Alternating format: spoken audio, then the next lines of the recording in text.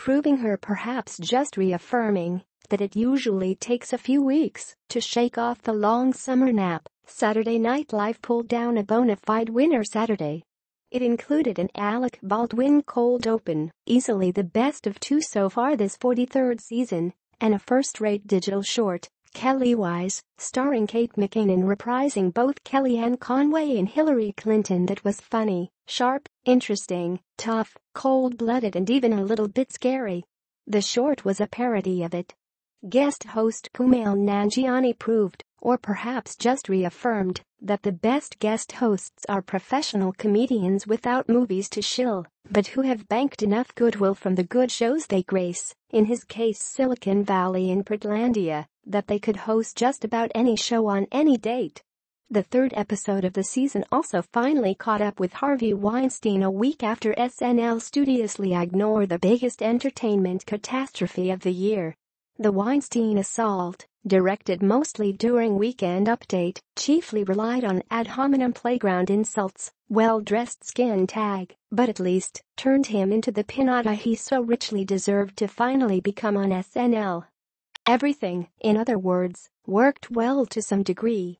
Strange, this is SNL we're talking about, after all, where everything works well is conditional, aspirational, ultimately unattainable.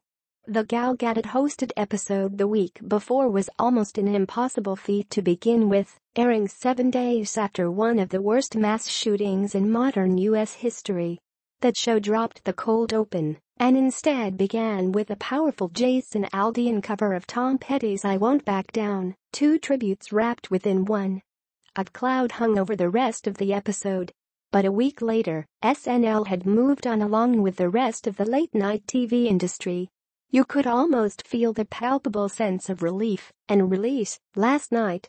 Baldwin's cold open, just him at the podium, addressing truckers from that now famous hangar in Harrisburg, Pennsylvania, was a particularly efficient monologue that easily covered a dozen different culture war battles, mostly recent ones, and news events, including Michelle Obama's Healthy Foods Initiative, the NFL players in the national anthem, Puerto Rico's recovery efforts, Little Bob Corker, Merry Christmas, Rex Tillerson, morons, same-sex marriage, and even rapper Eminem. It was a free-form, free association speech that wove one issue into the next without offering a pretense of logic or consistency.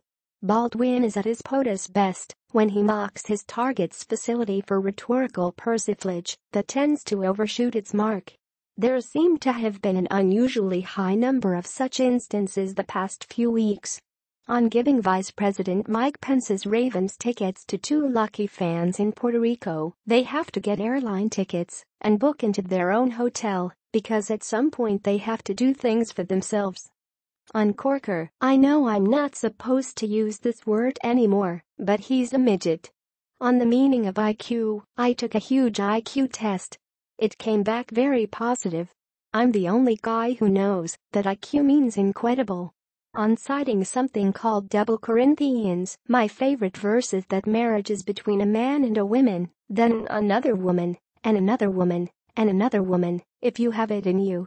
Baldwin's cold open felt like one that was catching up with 2 weeks of headlines, and in a sense it was.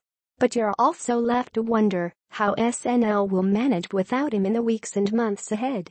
Baldwin is now the de facto Trump impersonator, who frames the president in a way that even the other late-night shows can't begin to attempt to.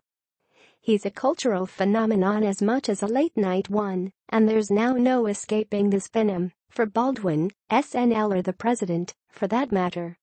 Why not just name Baldwin a cast member and be done with it already?